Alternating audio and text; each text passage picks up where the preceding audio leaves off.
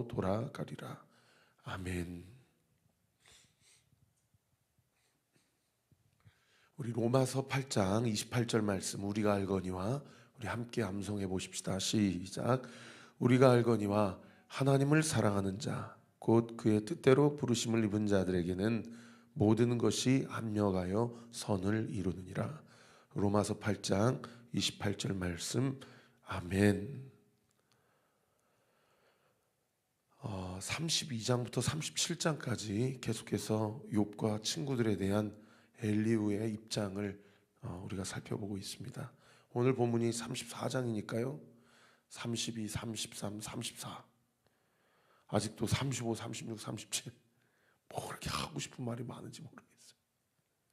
그러니까 얼마나 32장에 자기가 얘기한 대로 내 속이 봇물 터지듯이 포도주 가마가 터지듯이 내가 말을 하지 않으면 속이 터져 죽을 것 같다라고 이야기할 정도로 그동안 욥과 세 친구들의 세 번에 걸친 담론을 젊은이가 지켜보면서 하고 싶은 말을 얼마나 많이 담아놨고 또 그때마다 욥이 뭐라고 이야기하는지 또 엘리바스와 빌닷과 소발이 뭐라고 이야기하는지를 다 기억하고 속에 담아두었다가 자기 차례가 되니까 이렇게 쭉 얘기를 하는 거예요. 물론 이제 고대 근동지방에서는 이 연장자부터 먼저 발언을 하고 맨 나중에 가장 젊은 사람이 발언을 하든지 아니면 그마저도 하지 않든지 그것이 이제 관례였고 도덕과 예의였는데 어쨌든 자기의 입장이 자기 차례가 되니까 엘리후가 쭉 이야기를 하는데 제가 앞서 설교한 대로 욥의 세 친구들과 엘리야의 입장이 조금 더 엘리야의 입장이 좀 더 발전적인 입장인 것은 맞습니다.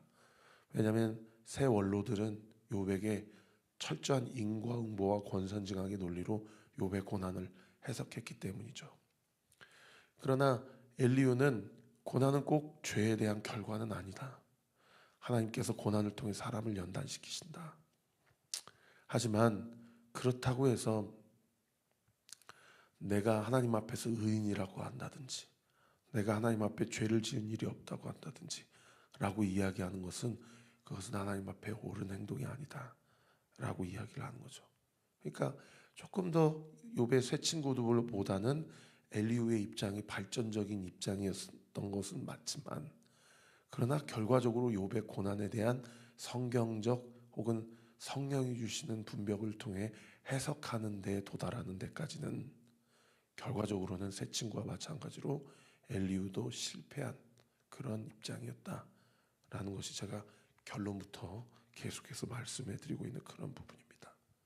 오늘도 본문도 보면 엘리후의 그런 어떤 과도한 자기의 입장과 자기의 논리가 맞다라는 것을 완벽하게 전제하고 또 확신에 차서 그렇게 욥의 고난에 대해서 함부로 해석하려고 하는 엘리후의 입장과 또 연약함을 살펴볼 수가 있어요. 첫 번째는 2절 또 10절에 그 태도가 기록되어 있는데 2절 우리 같이 한번 읽겠습니다. 시작. 지혜 있는 자들아 내 말을 들으며 지식 있는 자들아 내 귀를 기울이라. 여기 지혜 있는 자들, 지식 있는 자들은 다 누구를 얘기합니까? 욥과 세 친구들을 이야기하는 거죠. 근데 그 욥과 세 친구들에 대해서 자기보다 훨씬 더 연배가 많은 인생을 살면서 해석되지 않는 고난 앞에 직면해 있는 욥과 그 고난을 함부로 해석하고 있는 욥의 친구들에 대해서 지혜 있는 자들, 지식 있는 자들이라고 이야기하면서 자기에 대해서 그 사람들에 대해서 자기 입장을 뭐라고 얘기합니까? 내 말을 들으라, 내게 귀울이라 이런 얘기를 해요. 또 10절에도 보세요. 같이 읽겠습니다. 시작. 그러므로 너희 총명한 자들아 내 말을 들으라. 하나님은 악을 행하지 아니하시며 전능자는 결코 불의를 행하지 아니하시고. 그러니까 욥과 친구들에 대해서 지혜 있는 자들, 지식 있는 자들, 총명한 자들 이렇게 마치 이렇게 좀 뭐랄까요? 표면적으로는 마치 띄워주는 것 같고 존중하는 것 같지만은 결국 자기 입장은 어떤 입장이에요? 내 말을 듣고 내게 기울이고 내 말을 들으라는 얘기는 당신들의 입장은 다 틀린 입장이고 지금부터 내가 하는 얘기를 잘 들으세요. 내가 하는 말이 맞는 말입니다. 라고 이야기하고 있는 그런 본문이죠. 여러분, 누구랑 대화할 때 이런 스탠스를 가지고 대화하면 대화하고 싶으세요? 저는 이렇게 목회자로서 성도님들과 신방할 때에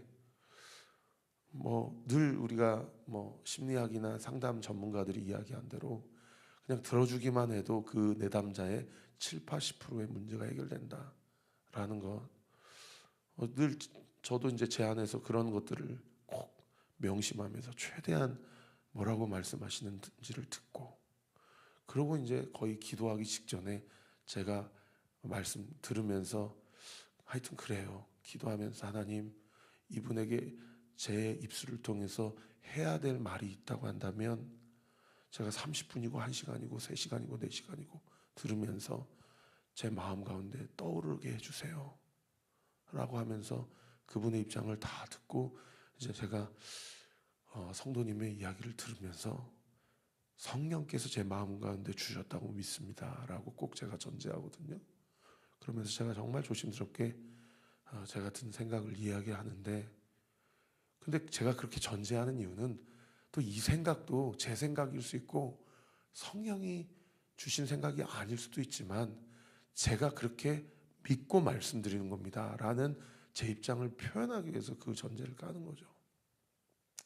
여러분, 너무 강한 확신은 때로는 그 사람에게도, 그 이야기를 듣는 상대방에게도 독이 될 수가 있어요. 이 말이 맞아, 이 말을 맞으니까 너는 이 얘기를 들어야 돼 라고 이야기하는 것은 오히려 상대방의 독이 될 뿐만 아니라 자기 자신에게도 믿음에 결코 도움이 되지 않는다라는 겁니다. 그러므로 우리가 어떤 분의 이야기를 들을 때에 등대 모임에서, 그리고 제가 알기로 아마 우리 교회 성도들이 지금은 신혼기간이지만 이게 이제 교회가 세워지고 이제 시간이 지나면 이 신혼기간이 지난단 말이에요. 저는 그 이전 교회 두 교회에서 얼마나 많이 경험했는지 몰라요. 처음에는 우리 목사님이 찬양하시는 분이고 유명하신 분이고 앨범 내시는 분이고 그러니까 우리 교회에서도 청년부 맡았는데 한 360명 정도 됐거든요. 공동체에 나오는 사람이. 그러면은 그 친구들이 저를 너무 많이 좋아해 주고, 그리고 제가 공동체를 그렇게 강조를 하니까 자기들끼리 좋아가지고 목사님하고 스킨십하고 자기들끼리 스킨십하고 이게 너무 좋아가지고. 근데 세상의 공동체를 이렇게 맡아보면 여러분, 어느 지점에서 신혼기간이 끝납니다. 그리고 뭘 발견해요? 서로 간의 연약함을 발견해요. 그러니까 공동체가 사람을 알아가는 게 기쁘고 저 사람하고 사귀어가는 과정이 재밌고 여기에만 주안점이 두다가는 제가 분명히 말씀드립니다. 실족합니다. 그리고 실망해요. 그게 제 부교육자 생활의 결론이에요. 그런데 그렇게 하지 않기 위해서는 사실은 어떤 의미에서는 우리 안에 두렵고 떨린 마음으로 어떤 마음이 있어야 돼요? 사람은 다 똑같아. 그리고 나도 죄인이야. 여러분, 이 두 가지 마음이 우리 안에 꼭 있어야 돼요. 그리고 뭔가 주안점이 교회 나오고 신앙생활을 하는 목적이 사람과 사귀고 사람을 알아가는 것이 주안점이 아니라, 여러분, 십자가는 수직적이지만 수평적이잖아요. 수직적인 하나님을 경배하고 예배하며 주님을 알아가는 것이 신앙생활의 정의예요. 정의. 그런가 하면 우리 주님이, 사실 우리 교단은요 대놓고 얘기합니다. 예언은 끝났다. 말씀으로 충분하다. 꿈으로 환상으로 말씀해 주신다고 어저께도 말씀해 주셨지만 저도 실제로 성도님들께 기도할 때 하나님 꿈으로라도 깨닫게 해주세요 라고 기도하거든요. 전 늘 열어놔요. 근데 우리 보수교단은 이미 하나님이 육성으로 얘기하지 않으신다, 꿈으로 나타나지 않으신다, 그렇게 신학적으로 정의해버린다고요.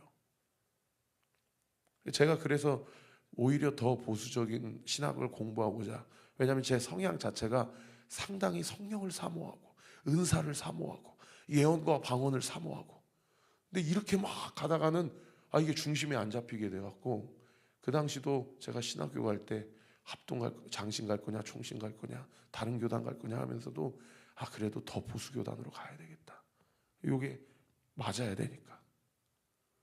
이 수직적인 것도 중요하지만 뭐가 중요해요? 수평적인 것도 중요해요. 그러니까 하나님이 설교를 통해서도 말씀하시지만 무엇을 통해 말씀하세요? 공동체를 통해 말씀하세요. 저는 그걸 얼마나 많이 경험했는지 몰라요. 그런데 중요한 건 뭡니까? 공동체를 통해, 목회자를 통해, 성도들을 통해, 믿음의 선배들, 후배들을 통해서 말씀하시는데, 이런 식으로 내 말을 들어, 내 말이 맞아, 그러니까 너는 이렇게 해야 돼 라고 이야기하는 사람 조심해야 돼요. 저도 그렇게 하지 않거든요. 성령이 주신 마음이라고 믿습니다. 그러면 그분에게 선택권을 드리는 거예요. 성령께서 제 마음 가운데 이런 감동을 주셨는데, 이 말이 당신에게도 이 말을 들을 때 당신 안에 있는 성령과 내 안에 있는 성령이 한 영이기 때문에, 할렐루야. 그러니까 제가 말할 때도 그분 안에 계신 성령이, 목사님이 얘기하는 이 말이 내가 생각했던 그 말, 성령이 나에게 주시는 말이구나라는 감동을 주시고 영적인 동의를 주시고 무엇보다 평안을 주세요. 그렇게 각자가 분별해 나가는 거예요. 우리 안에 이런 식으로 엘리후처럼 지혜 있는 자들아, 지식 있는 자들아, 총명 있는 자들아 라고 하면서 막 뭔가 존중하는 것 같지만, 그 기저에는 내 말이 맞고 너는 지금 잘못되고 있으니까 너는 내 말을 들어야 돼 라는 이 영적 고등교만, 이 영적 고등교만. 그래서 신혼기간이 지나면은 교회는 다 똑같고, 공동체는 해보려고 했지만 결국 나에게 상처고, 나는 그냥 가난한 성도로서 그냥 골방에서 혼자 예배만 잘 드리면 죽으면 그러면 천국 가겠지. 이런 일이 없게 되기를 정말 부탁드립니다. 그래서 남이 무슨 얘기를 하면, 그리고 나도 남에게 무슨 얘기를 하려면, 여러분 반드시 기도하고 분별하고 정말 영적으로 조심성 있게 그렇게 우리가 공동체를 세워 가야 될 줄 믿습니다. 그런 과정 가운데 제일 중요한 건요, 여러분 마태복음 7장의 산상수 말씀을 오늘 한번 시간이 있으면은 묵상해 보세요. 거기서 예수님이 뭐라고 얘기하십니까? 내 형제의 눈에 있는 티는 보면서 네 안에 있는 들보는 못 보냐고 주님이 그 말씀하시잖아요. 여러분, 누군가를 가르치거나 조언해 주거나 권면하기 이전에 성령의 사람의 특징은 내 죄를 먼저 보는 거예요. 내 죄를 먼저 보는 거. 여러분, 평생에 이 말씀을 여러분의 인생의 신앙의 영역에서 가장 중요한 지점으로 두시기를 부탁드립니다. 제가 김양재 목사님이 참 좋고 우리들 교회가 참 건강하다라고 생각하는 게 뭐냐면, 큐티 말씀 통해서 계속해서 이 간증문이라든지 이 말씀을 통해서 그분이 말씀하시는 결이 뭐냐? 우리 다 죄인이라는 거예요. 우리 다 죄인이라는 거예요. 내 죄를 봐야지. 내가 뭐라고 남에게 이 내 말이 맞으니까 이렇게 해야 돼, 이건 틀렸으니까 이렇게 하면 안 돼. 우리 안에, 우리 온리교회는 뭐 어떻게 불편하셔도 어쩔 수 없어요. 저는 교회를 막 부흥시키는 게 목적이 아니고, 하나님이 저에게 주신 영혼들을 정말 정신 차리고 똑바로 신앙생활을 할 수 있도록 계속해서 훈련시키고, 또 저도 제 안에 있는 연약함을 고백하고, 저도 죄인입니다, 우리가 다 죄인입니다 하면서 가는 게 목적이지, 열심히 신앙생활하고 당연히 천국 갈 거라고 생각했다가 주님이 다시 오셨는데 성경에 써 있잖아요, 내가 너를 도무지 알지 못한다. 주님, 내가 주님을 위해서 귀신도 쫓아내고 방언도 말하고 구제도 하고 선교도 했는데, 아니 주님 그게 무슨 얘기냐고. 여러분, 정말 주님 다시 오실 때 그런 일들이 얼마나 많을지 좀 두렵고 떨려요. 그런가 하면 두 번째로, 그러면 강한 확신과 너무 지나친 믿음은 오히려 독이 된다고 그런다면, 그러면 어떻게 해야 되냐? 결론부터 말씀드리면, 여러분 말씀을 통한 영적 분별력, 할렐루야, 성령의 인도하심을 받는 신앙생활이 있어야 돼요. 거기 3절 4절 우리 같이 한번 읽겠습니다. 시작. 입이 음식물의 맛을 분별함 같이 귀가 말을 분별하나니 우리가 정의를 가려내고 무엇이 선한가 우리끼리 알아보자. 여기 혀가 음식이 단지 짠지 매운지 싱거운지 그 맛을 분별함 같이 3절 하반절에 보세요. 귀가 말을 분별한다. 이게 정말 틀린 말이에요. 여러분, 뭐가 분별해요? 말씀이 분별해요. 사람의 귀에 좋은 대로 제가 설교를 하고자 그래서 번영신학 얘기하고 믿음은 잘 된다고 얘기하고 조엘 오스틴 목사님 책이 긍정의 힘이란 책이 너무 복음에 대한 일면을 잘 전달해 주었지만 무엇을 잃어버렸어요? 십자가 고난을 이야기하지 않잖아요. 여러분, 예수님 믿으면 다 복 받습니까? 아니에요. 예수 믿으면 하나님의 연단 시작이에요. 하나님이 얼마나 고난을 통해 연단하시는데요.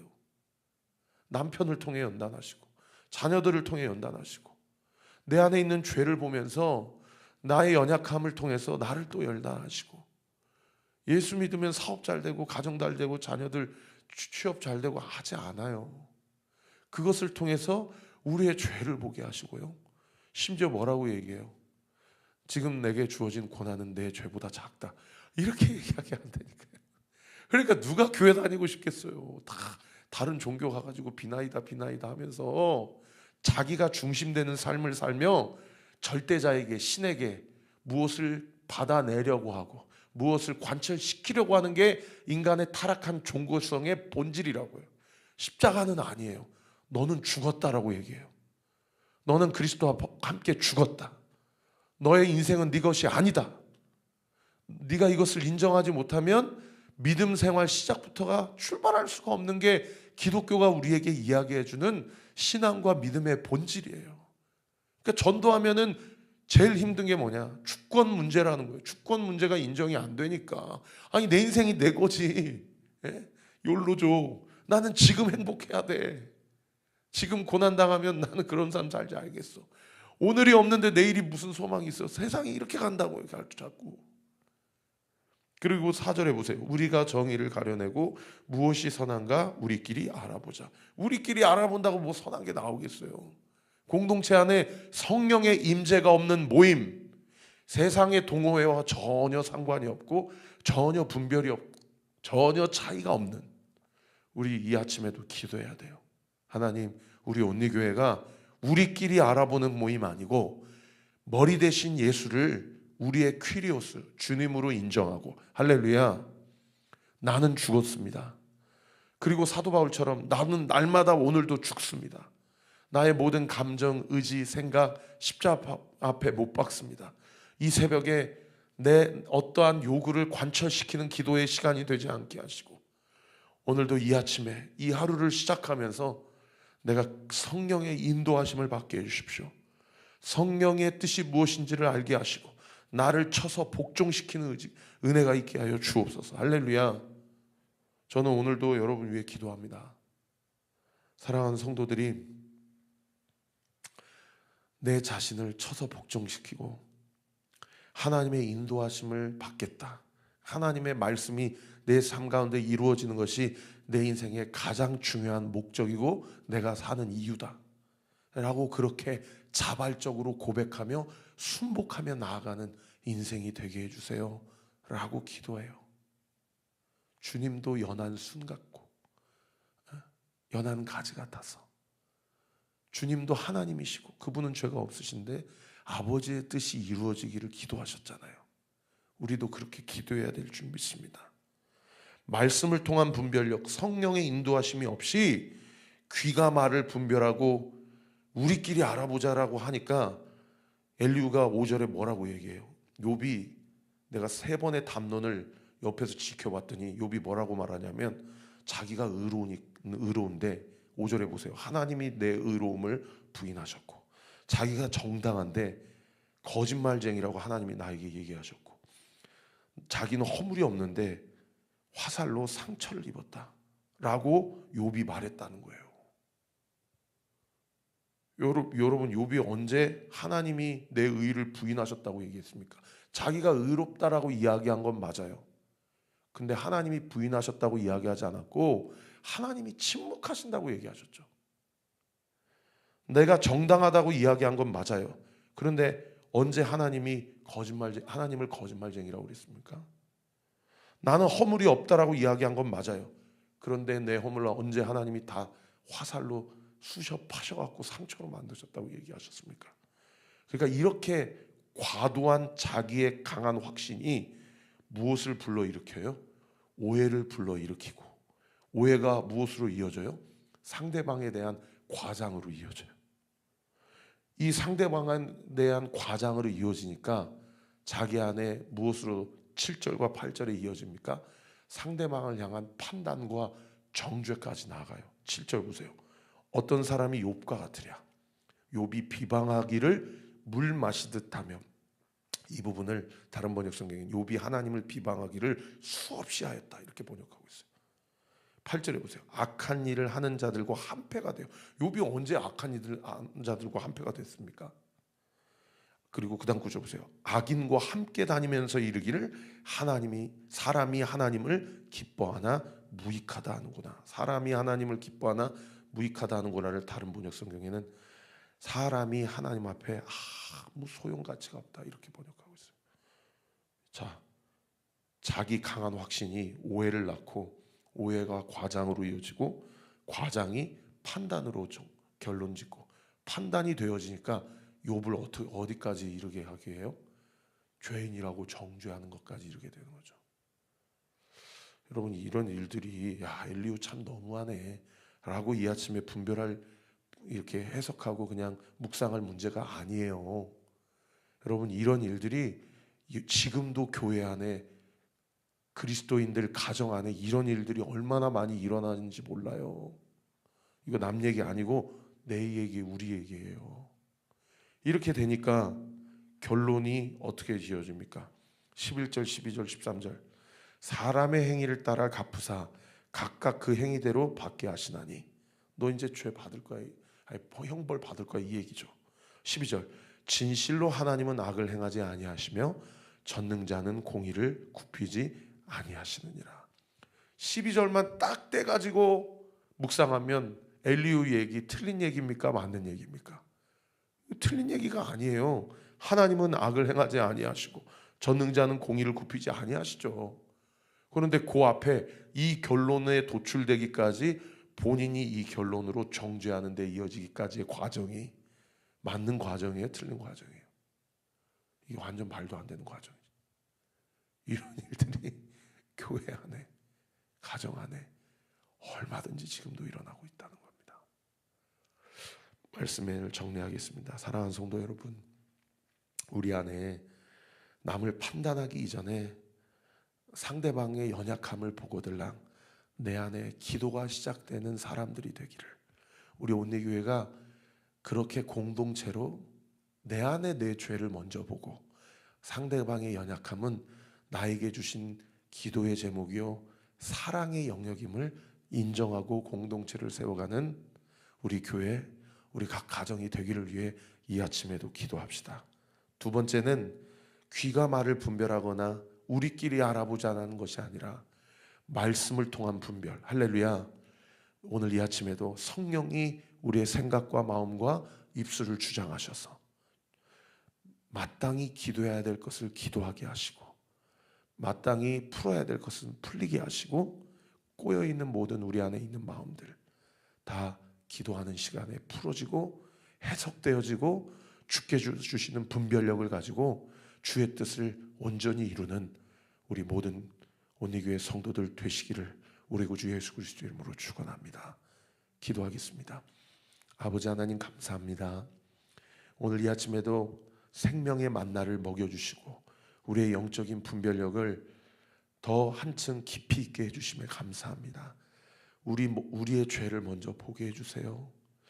예수 믿으면 복받고 잘 된다라는 것이 값싼 복음이요 반쪽짜리 복음임을 깨닫게 하시고, 주께서 십자가를 향해 담대하게 그 길을 걸어가셨듯이, 그리고 그 짐을 지어주셨듯이 우리도 그분을 따라 나아갈 때에 아버지 죽음이 있어야만 부활의 능력을 볼 수 있음을 기억하게 하시고, 아버지 오늘 이 하루도 주님을 따라가 아버지 내가 죽어지고 우리의 가정이 살고 내가 죽어지고 우리 교회가 온전히 세워지는 그런 복된 인생 되도록 주님 우리와 함께하여 주옵소서. 이 아침에 우리 사랑하는 성도들의 간절한 기도가 이 시간 예수의 이름으로 명하노니 온전히 주 앞에 상달될지어다, 응답될지어다. 하나님이 기뻐하시는 주의 뜻을 온전히 이루는 그런 영과 진리의 예배와 기도가 되게 될지어다. 믿고 감사드리며 살아계신 예수 그리스도 이름으로 기도합니다. 아멘. 지금은 우리 구주 예수 그리스도의 은혜와 하나님의 사랑과 성령 하나님의 위로 교통 충만하심이 말씀을 통한 영적 분별력을 사모하고 성령의 인도하심을 받기로 간절히 사모하며 결단하는 우리 사랑하는 온리교회 모든 성도들 머리머리 위에, 우리 교회를 위해 기도해 주시는 우리 모든 동역자들 위에 지금으로부터 영원토록 함께 하시기를 간절히 축원하옵나이다. 아멘.